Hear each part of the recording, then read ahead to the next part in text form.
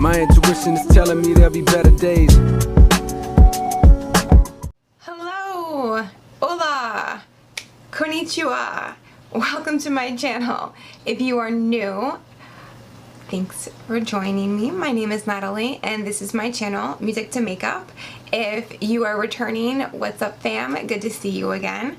So today's video is going to be the 6 biggest mistakes we make in the beginning of a relationship. And this video was inspired by a couple things. The first one being a book that I recently read, which is Are You the One for Me by Barbara De Angelis. And then also my best friend, who is the source of a lot of my inspiration, she is recently in the dating world after being married, and you know, she's been out of the dating scene for a while, and she has been making a few of these mistakes, as I'm sure we all have. It was like really profound when I read these because I could just relate to them so much. So I'm going to be talking about the 6 biggest mistakes we make, why we make them, and then how we can stop making them so that we are able to find someone we're compatible with and have a healthy relationship. So number 1, the first biggest mistake we make in the beginning of a relationship is we don't ask enough questions. So why do we not ask enough questions in the beginning of a relationship?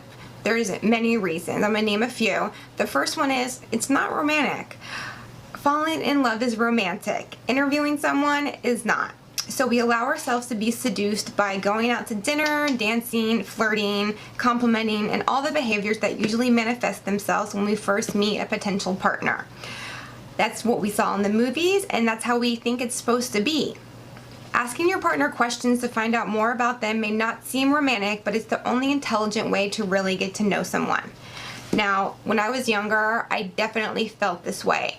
I didn't want to feel like I was being too pushy or coming on too strong. I didn't want to scare the guy away, so I didn't ask the serious questions, the questions I really needed, to know the answers to find out what type of person this is, and is it someone that I'm going to be compatible with. Another reason is you don't really want to know the answers, and that was definitely a reason I didn't want to ask either. Maybe they had mentioned something alluding to what their opinion on that subject may be, and I didn't want to ask the question because I kind of already knew the answer, but I didn't want to hear it. It's because we don't want it. It's an answer we don't want to hear. And when you're desperate to get into a relationship or to make one work, you're going to avoid discussing anything that might sabotage that fantasy that you're with the right person. We are too busy looking for reasons why we should love someone to take the time to look for reasons why we shouldn't. So maybe you finally find a partner after a long period of loneliness, or you finally meet someone who's ready to make a commitment, or you're just tired of dating and want to settle down, so you avoid asking questions because you don't want to ruin this great new relationship. So another reason could be you don't want to ask your partner questions because you don't want them to ask you the same questions in return. And this will be especially true if you aren't happy with yourself or your life, you're ashamed of or haven't come to terms with your past, you feel guilty about things you're presently doing, or you don't have a good self-image. When you aren't comfortable with who you are or who you have been, you will unconsciously protect yourself by not probing too deeply into your partner's life, as if saying, I'll leave you alone and you leave me alone, alright? It's obvious that 2 people playing this game are going to have a very unhealthy and dysfunctional relationship. But the truth remains that in love and in all of life, what you don't know will hurt you. The more information you have about someone, the better you'll be able to judge whether or not this person is a good mate for you. The less information you have about someone, the more likely you're going to end up angry, disappointed, or heartbroken. So here are some of the areas you should ask your partner questions about. their family background and quality of family relationships, their past love relationships and reasons for breaking up, lessons learned from life experiences, ethics, values, and morals, attitudes about love, commitment, and communication, spiritual or religious philosophy, and personal and professional goals.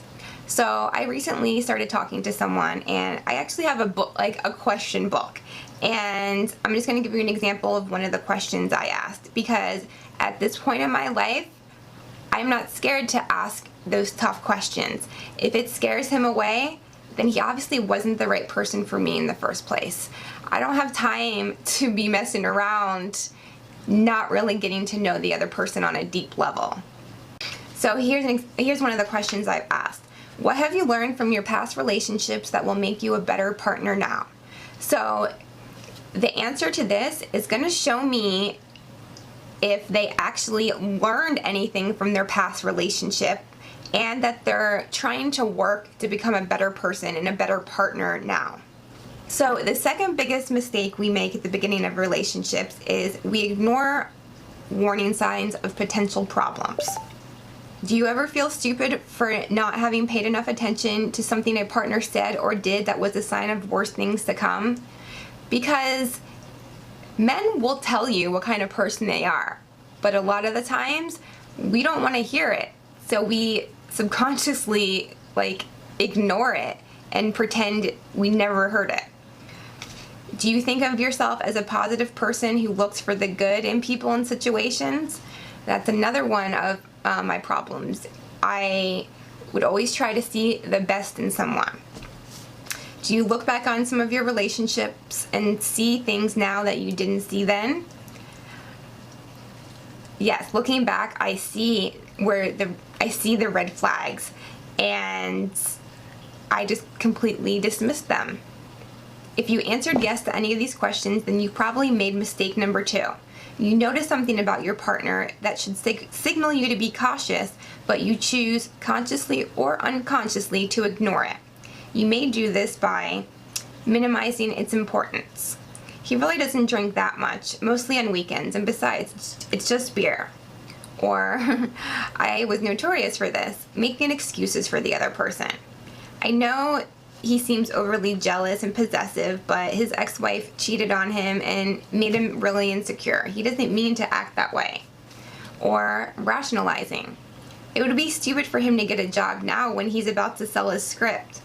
This way he has time to polish the final version and visit agents and producers. Or denying it. What do you mean you think he doesn't treat me well? He's wonderful to me. No one ever loved me the way he does. You're just jealous that I'm happy and you're not.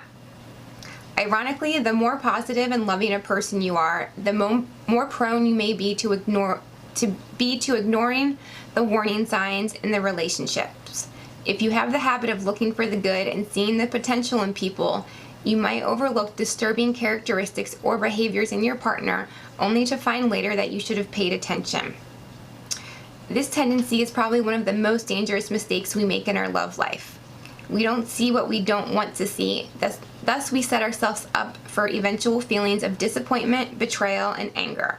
You weren't like this when I met you. If I'd known you had this problem, I would have never gotten involved with you in the first place. You've changed. You used to be different. These are the things we end up saying when we inevitably face the truth about our partner. And although there are cases in which a person is deliberately deceived by a partner, most of the times we are deceiving ourselves.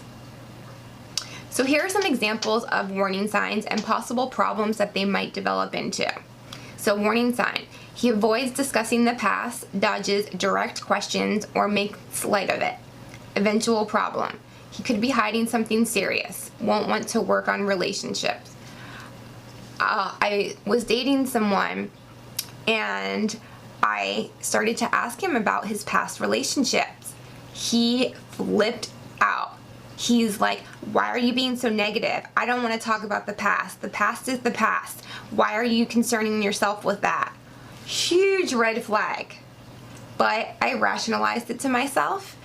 Oh, maybe, he's just not over, the emotional hurt from that relationship and doesn't want to talk about it. You name it. I said it to myself, but it was a huge red flag.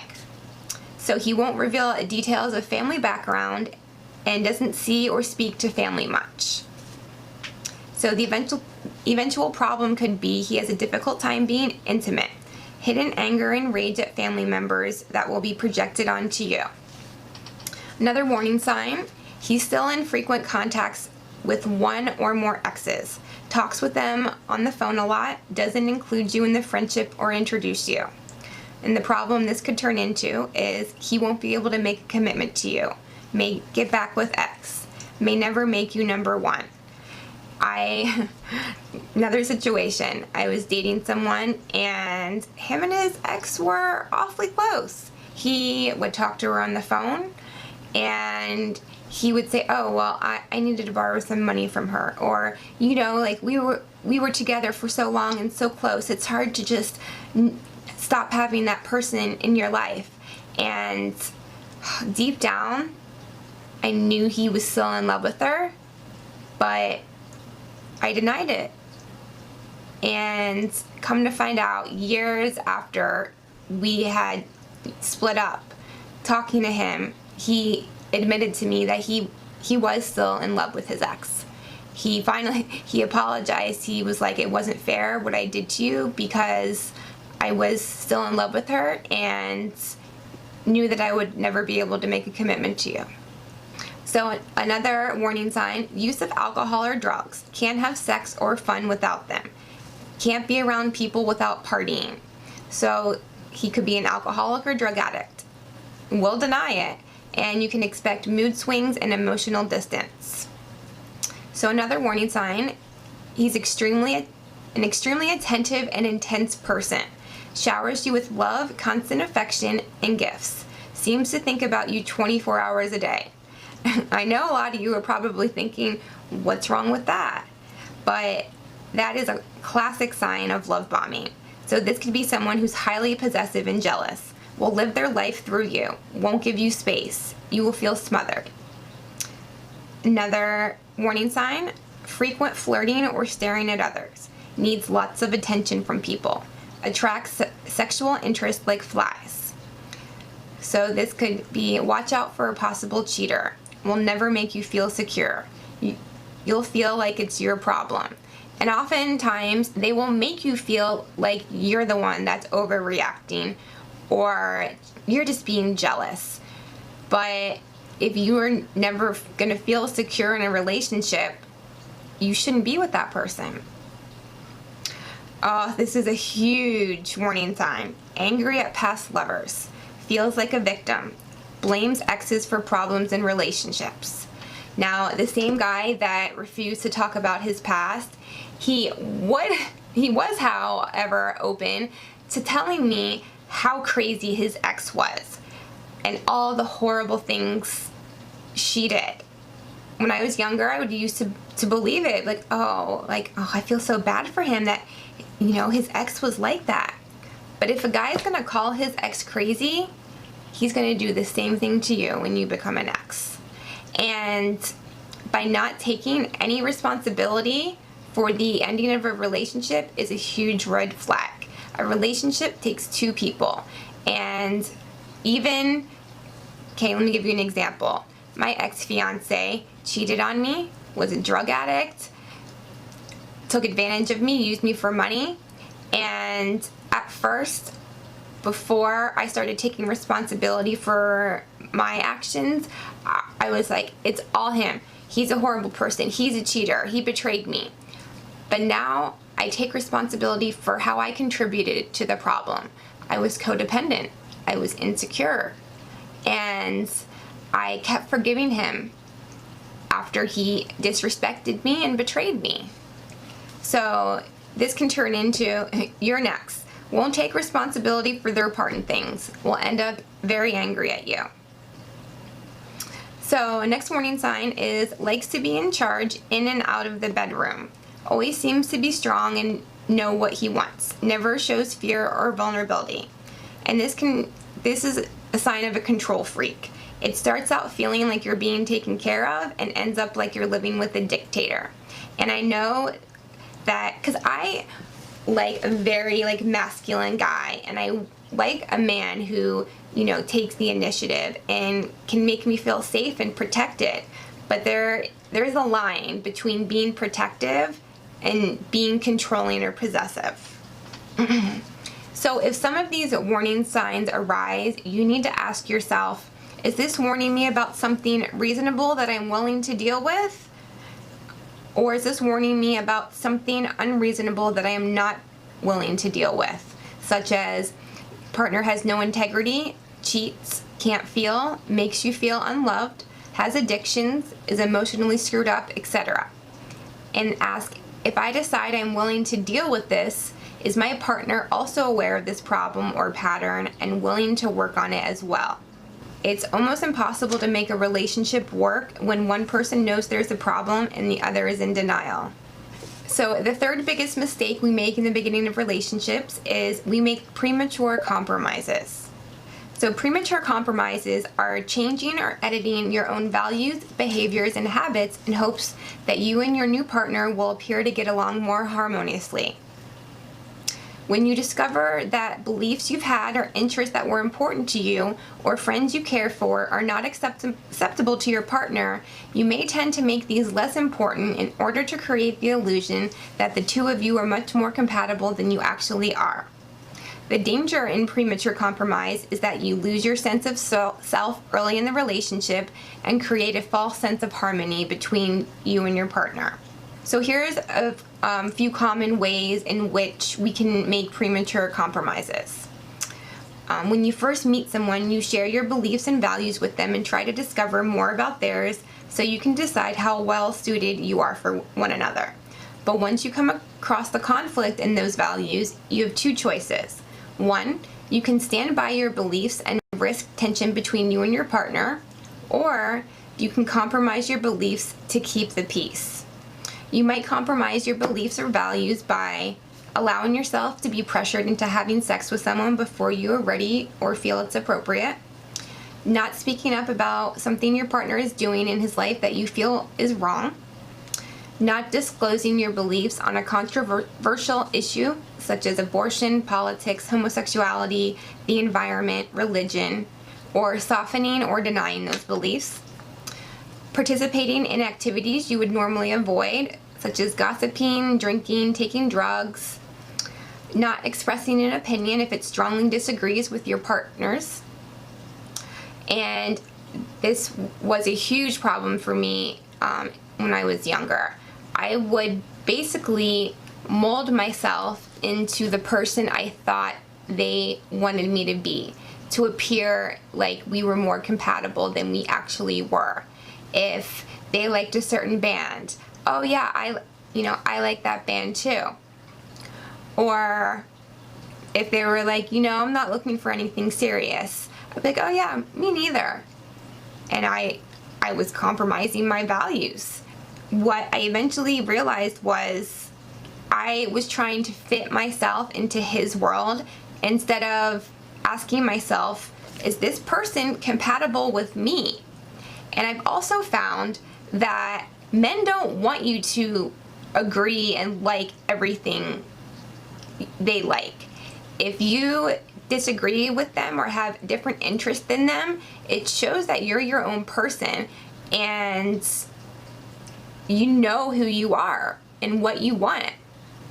Sometimes to make a relationship work, you will give up on your own interests or activities, especially if you suspect they aren't important to your new partner or that they might interfere with your future together. Or you will become very involved in activities or interests you really don't care about at the expense of your own in order to bond with your partner. And some ways you might do this are stop reading as many books because your partner would rather watch TV in the evenings. Give up a sport such as cycling, tennis, or weight training because your partner doesn't want to participate. Stop attending personal growth seminars, classes, or support groups because your partner isn't interested in or doesn't support these activities. Other ways you may compromise is you stop spending time with the friends, family, and people you love if your partner is not comfortable with them. Or you start spending time with people you don't care for in order to please your partner. And this is something you really need to be wary of because if there's a possibility you're dating a malignant narcissist, this is a tactic that they use. They want to remove anyone in your life that could possibly uncover who they really are.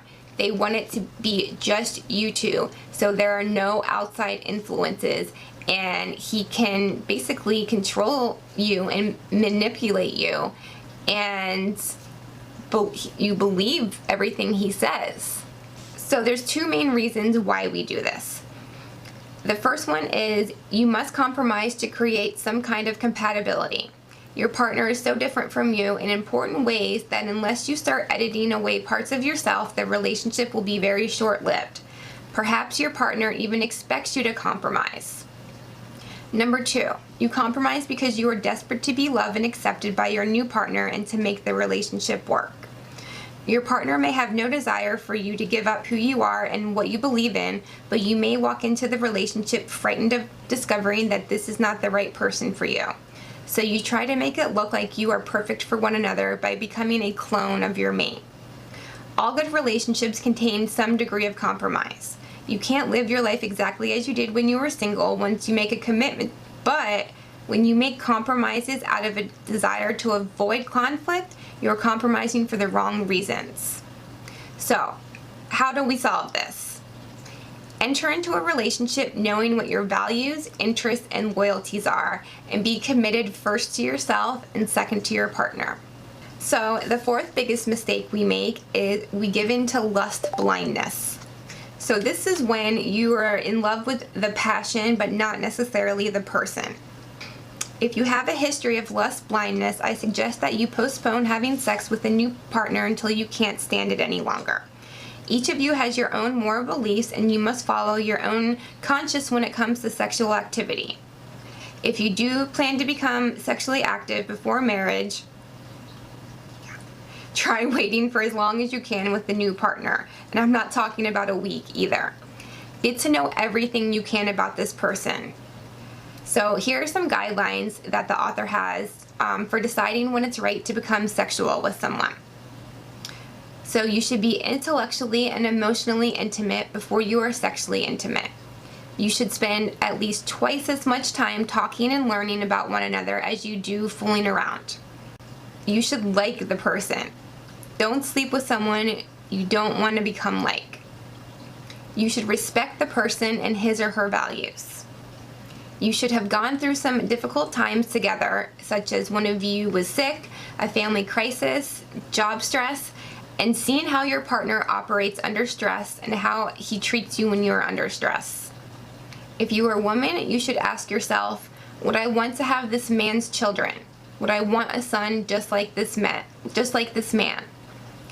These questions serve two purposes. First, they remind you that pregnancy is always a possibility and will ensure that you are careful about birth control. And second, they will help you be sure that you are ready to become sexually intimate with this man, whether you actually want children or not. If you don't like this man enough to want to carry his genes, characteristics, and personality, then what are you doing sleeping with this man?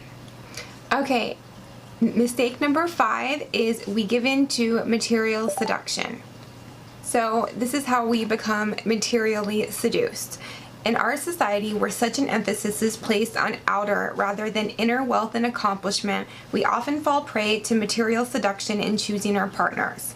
We do this by allowing ourselves to be influenced by a person's money, lifestyle, appearance, power, career, or reputation. As much as we would like to believe that our values are so lofty that these things wouldn't have an effect on us, it is difficult to be completely immune to them.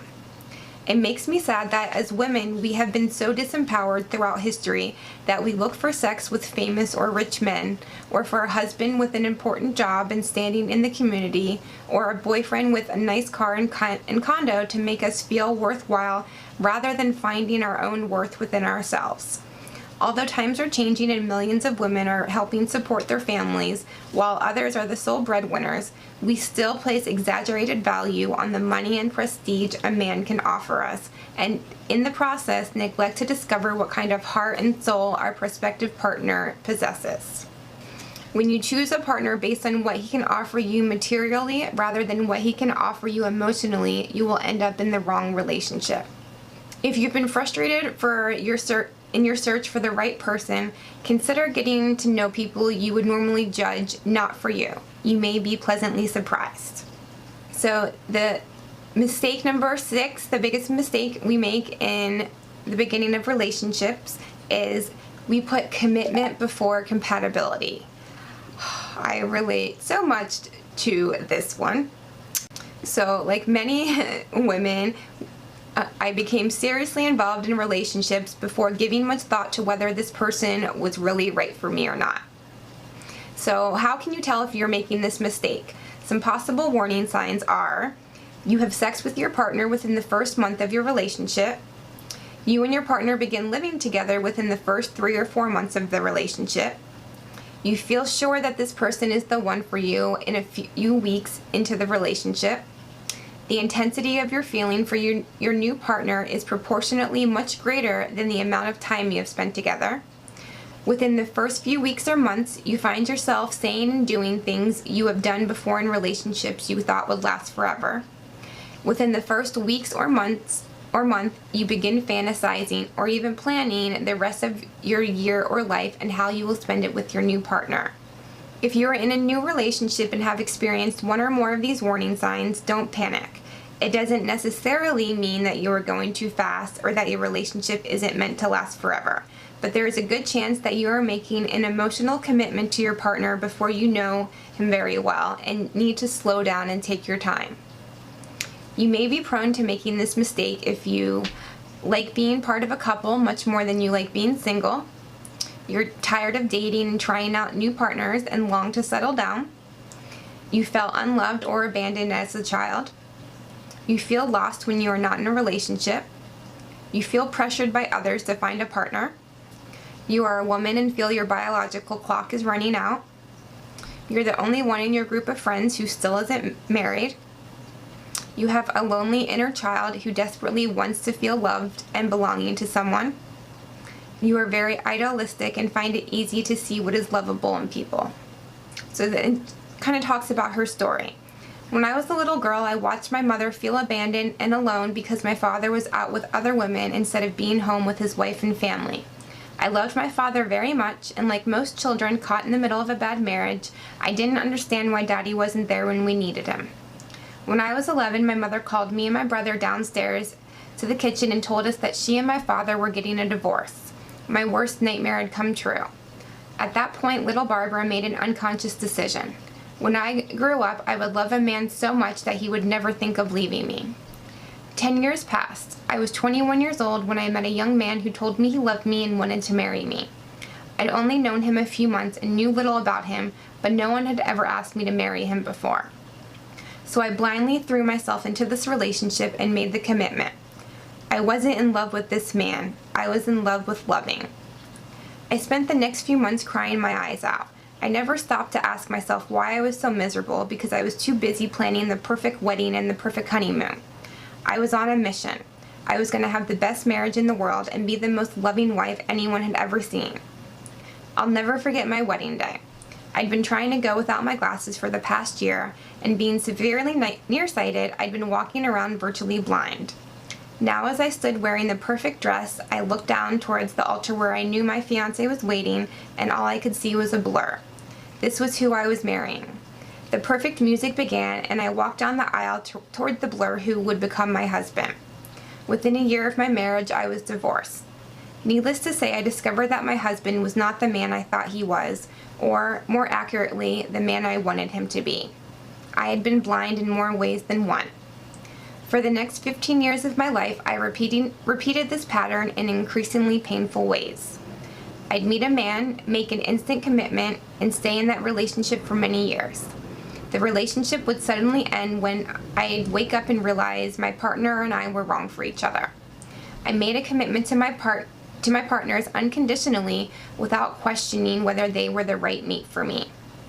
That's why I kept getting involved. I wanted so desperately to make the relationship work with someone, just like the little girl I used to be so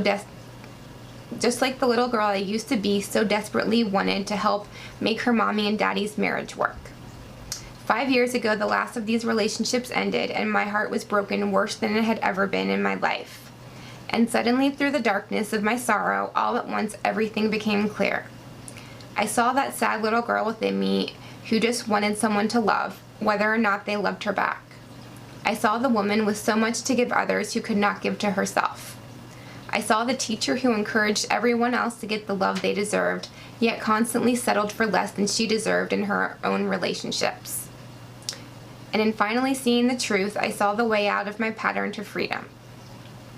My partner and I took a long time to make a commitment to each other, and during that time, I made sure I was asking for what I wanted and getting it.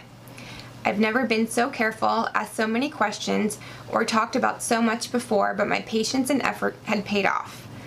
I'm being loved more now than I could have ever imagined.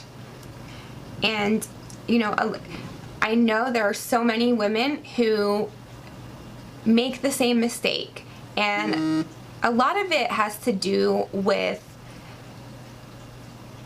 our society conditions women to believe that they have no value if they're not in a relationship, are in search of a relationship and are so desperate to be married that we don't even care who it is.